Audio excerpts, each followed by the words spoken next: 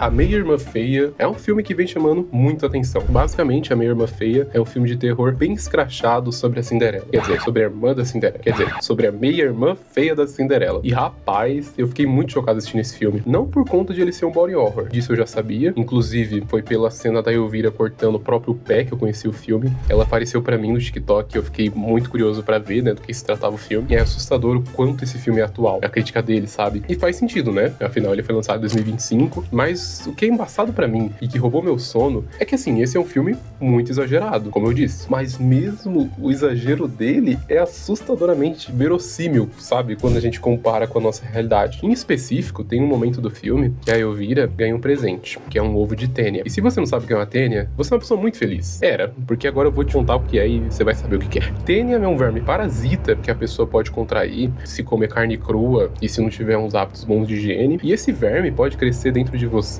no tamanho de até 12 metros. É assustador. É bagulho de filme de terror, tá ligado? Parece que eu tô falando aqui daquela cena de Alien Romulus. E explicando de forma burra, né? Porque eu não sou médico. Ele meio que come o que você come, sabe? Ele pega os seus nutrientes. E assim como o Alien, ele bota ovos dentro de você que saem pelas fezes. E é assim que ele vive. Tá, e por que caralho se Elvira ganhou um ovo dessa porra? A mulher cagou e deu pra ela?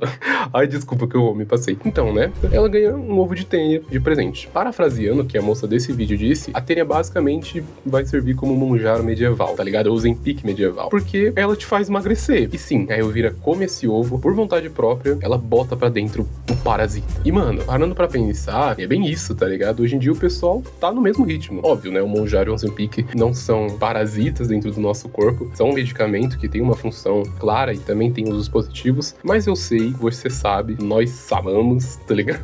Que, mano, tem uma caralhada de pessoas que usa esses medicamentos apenas pela estética, só pra ficar magro. E eu acho muito assustador o tanto que isso foi normalizado. Porque assim, eu via muito, né, sobre essas paradas, tudo mais, porque isso tá muito em alta, mas eu não sabia qual era o preço dessa brincadeira, não. E eu fui pesquisar, né, pra poder entender melhor do que se tratava e pra poder fazer esse vídeo, e, mano, eu descobri que a maioria das pessoas que usam Monjaro gastam pelo menos R$1.400 por mês só nisso. Claro, né, vai ter gente que gasta menos, e sem dúvida nenhuma vai ter gente que gasta bem mais, mas eu fiquei muito assustado com esse valor. Porque assim, é muito fora da minha realidade pensar em gastar, tipo, quase um salário mínimo pra uma questão estética, tá entendendo? Novamente, por favor, eu não tô falando aqui de quem efetivamente precisa, de quem faz uso com prescrição médica. Esse vídeo não é sobre isso, é sobre pressão estética. E leve em consideração que tudo que eu falar no decorrer desse vídeo, né, é levando em relação a isso, porque se a cada ponto novo que eu for falar eu ter que explicar, esse vídeo vai ficar muito chato. Enfim, e quando a gente para pra pensar, né, parece que desde sempre existem esses padrões estéticos inalcançáveis e pessoas lucrando muito com isso. Quando eu era moleque, eu lembro que era revista, filme, essas coisas, sabe, que as pessoas viam e ficavam se comparando. E hoje em dia são os influencers, vendendo uma vida que eles não vivem e uma estética totalmente sustentável. E o que eu acho mais triste de tudo isso, e que eu fiquei refletindo sobre isso enquanto eu vi o filme, é que, mano, quando, por exemplo, a gente assiste 300, pô, os caras tá tudo no shape, tá ligado? Mas a gente tem consciência de que é um filme. Tem uma estética que tá muito distante de se apegar com o realismo do nosso mundo. Assim como a Meia-Irmã Feia, que tem toda essa estética exagerada, cheia de brilho, bem fantasiosa. E quando a gente pega pra ver o making off de 300,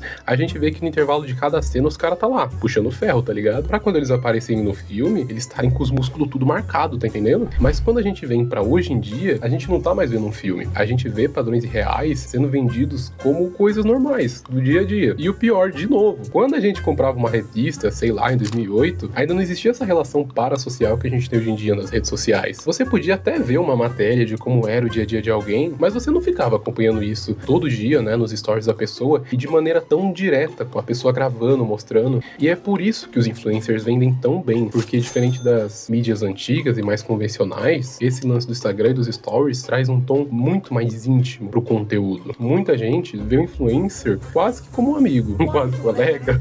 Tipo, pô, você acha que esse cara ia mentir pra mim? Ele não ia, tá ligado? Ele é natural, ele não tá gigante feito um boi assim, usando droga. Jamais que ele ia mentir pra mim pra ganhar dinheiro, você é louco? Nunca. E eu acho muito curioso pensar como essa pressão estética existe pros homens também, se tratando de academia, essas coisas, né? Mas é avassalador ver que o peso disso pras mulheres tá em outro patamar, mano. No filme, a gente vê o Elvira literalmente se mutilando. E até esse exagero é real. Anos atrás, eu tava num ensaio de casamento, né? E eu tava lá lá, né, gravando tudo mais, com o carinha que eu era contratado. E ele chegou pra mim com o seguinte papo: ô, cê é louco, minha mulher antes de ter filho era tão bonita, agora tá gorda, feia, queria que ela fizesse uma lipo HD. Eu fiquei horrorizado dele tá falando isso da mulher dele, da própria esposa, mas também eu fiquei pensando, que porra que é uma lipo HD? Lipo eu sei que é tirar gordura, né? Mas HD, resolução, enfim. Lipo HD, se você também não sabia o que era, desculpa de novo, tu vai sair desse vídeo aqui traumatizado. Lipo HD é um procedimento onde tem a lipoaspiração, né, esse processo de você remover a gordura do corpo, só que, novamente explicando de forma burra, se você quiser saber aprofundadamente o que é, você pesquisa, porque eu não sou médico, mas o que eu pesquisei basicamente consiste em essa gordura que você retirou, você aplicar em outras partes do corpo e o médico meio que vai te esculpindo. E assim,